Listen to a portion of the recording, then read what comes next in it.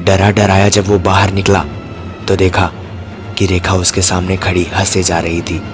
और राकेश अभी रेखा के घर पर नहीं बल्कि रेलवे ट्रैक पर था और ट्रेन बहुत तेजी से उसकी तरफ बढ़े जा रही थी।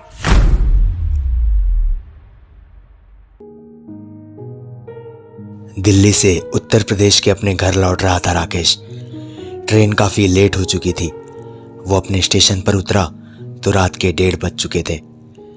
छोटे स्टेशनों पर देर रात को सवारी मिलने में काफी दिक्कत होती है। फिर राकेश का घर भी शहर के बाहर पड़ता था, इसलिए वो रेलवे लाइन के किनारे किनारे चलने लगा। जैसे ही वो प्लेटफॉर्म छोड़कर पटरियों के किनारे आया तो उसने एक लड़की को साथ चलते देखा। उसने पूछा तो लड़की ने बताया कि वो हॉस्टल से घर जा रही थी। ट्रेन लेट होने के कारण परेशानी में पड़ गई थी। इत्तेफाक से उसका घर उस रेलवे फाटक के पास ही था जहां से राकेश के घर का रास्ता निकलता था। उसने कहा कि ठीक है, उसे घर तक पहुंचाकर वो आगे बढ़ेगा। लड़की ने उसे बताया कि वो इंटर में पढ़ती है और उसके पिता का नाम अर्जुन सिंह है, और पूछा कि आप बैडमिंटन खेलते हैं ना? राकेश ने कहा हाँ खेलता हूं, जिस पर लड़की ने बताया कि वो टूर्नामेंट में उसे खेलते हुए देख चुकी है। रेल लाइन के एक तरफ खेत थे और दूसरी तरफ घनी आबादी। कुछ घर अभी बन ही रहे थे, कुछ घरों से रोशनी आ रही थी। उस लड़की के साथ बात करते हुए कब राकेश रेल फाटक तक पहुंच गया उसे पता ही नहीं चला। लड़की ने इशारे से राकेश को अपना घर दिखाते हुए कहा कि अब वो चली जाएगी। राकेश ने कहा कि वो उसे घर तक पहुंचाकर ही आगे बढ़ेगा, लेकिन लड़की ने कहा कि अब कोई परेशानी नहीं है। लास्ट में राकेश ने कहा कि वो घर पहुंचने के बाद आवाज देगी तभी राकेश जाएगा। बहरहाल उसने अपने दरवाजे पर पहुंचने के बाद आवाज दी तो राकेश अपने रास्ते चल पड़ा। 2-4 दिन बाद राकेश शहर की ओर निकल रहा था तो उस लड़की के घर के पास से गुजरते हुए उसकी याद आ गई।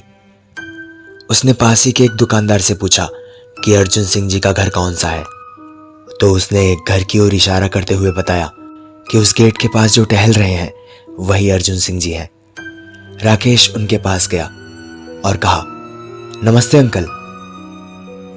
वो राकेश को पहचानने की कोशिश करने लगे।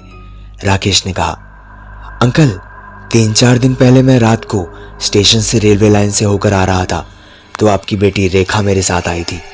अब वो कैसी है? अर्जुन सिंह राकेश की सारी बातें खामोशी से सुन रहे थे, फिर उसे अंदर आने का इशारा किया। दोनों ड्राइंग रूम में बैठे ही थे कि एक लड़की ट्रे में बिस्किट और पानी रखकर लेकर आई। अर्जुन सिंह ने बताया कि वो उनकी छोटी बेटी सविता है। राकेश ने पूछा तो रेखा कहाँ है? इस पर अर्जुन सिंह ने दीवार की ओर इशारा किया। वहां रेखा की तस्वीर लटकी हुई थी जिस पर माला पहनाया हुआ था। राकेश चौंक गया था बिल्कुल ये सुनकर। अर्जुन सिंह ने बताया 2 महीने पहले की बात है। रेखा ट्रेन से उतरकर रेलवे लाइन से होते हुए पैदल आ रही थी। पीछे से 2 भैंसें दौड़ती हुई आई। कुछ लोगों ने शोर मचाया तो रेखा ने पीछे मुड़कर देखा। उनसे बचने के लिए वो रेलवे लाइन पर दौड़ गई। उसी वक्त एक ट्रेन आ रही थी जिससे वो कटकर मर गई। ये कहते कहते अर्जुन सिंह की आंखों में आंसू आ गए थे।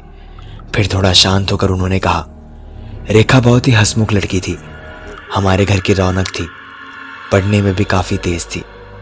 अच्छा ये बताओ, वो जब तुमसे मिली तो उदास तो नहीं थी ना? राकेश ने कहा कि वो सामान्य स्टूडेंट की तरह ही बात कर रही थी।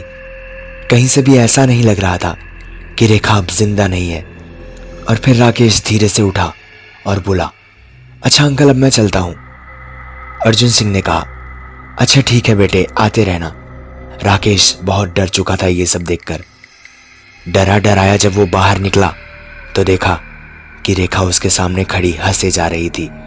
और राकेश अभी रेखा के घर पर नहीं बल्कि रेलवे ट्रैक पर था और ट्रेन बहुत तेजी से उसकी तरफ बढ़े जा रही थी।